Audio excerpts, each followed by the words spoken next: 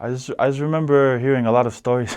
I didn't really do a lot of personal research before I went on my mission, and so I just thought that just to be surprised. But I was just hearing a lot of stories from other missionaries and other people who served there already, and so I didn't know what to expect, to be honest. Like when we first got to the airport, all I heard was the stories of people being cannibals and stuff like that, and people being violent.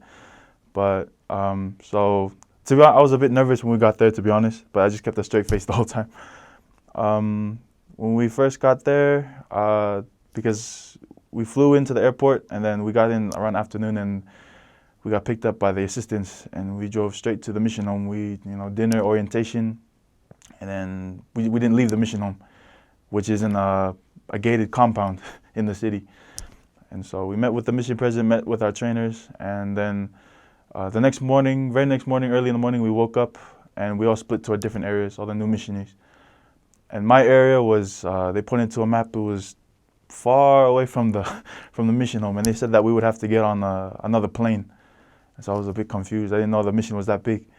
We got on these little single engine airplane and at the airfield, and we left. I fell asleep and I woke up. Before I fell asleep, I looked down and I saw the city, buildings, houses, and I fell asleep. I woke up not too long after that, maybe a couple hours into the flight, and I looked down and all I saw was green.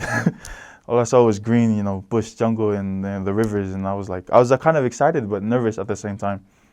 And then we touched down not too long after I woke up. We touched down at an airfield in Western Province, it's Kamusi.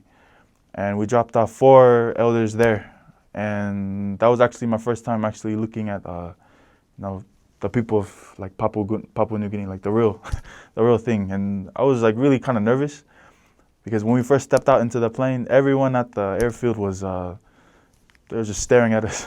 I was kind of nervous. I just felt like literally like all eyes on me. And then one of the elders, they're making a joke. They were saying, the people here, they'll ask you for your stuff, but don't give it to them. And we got out. I remember holding my bag like as tight as I can with both of my hands. And we just sat down, and they were speaking I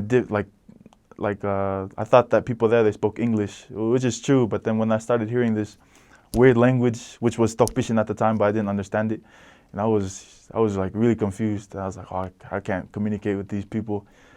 And so like the kids, like I was new, so I was like trying to like make like sign language to the kids, like just trying to play around with them, but they just laughed at me and ran away and just kept laughing at me, like making fun of me, I guess, in their own language, or Tokpishin. After that, we got on the plane and we went to my first area, Parimo. And I was pretty surprised because I was a fresh missionary, and my trainer too, he was only a transfer into the mission, and they made him a trainer, my trainer. And I was surprised that they would send me that far out away from the mission home, like what we call the bush, like the countryside. And I was really nervous. I kind of had like the tourist mindset. I was always taking pictures of like even the simplest things, like there'd be like a banana tree. I'll take a picture of the banana tree. But there was like the people there, they were really nice, like even when I first met them.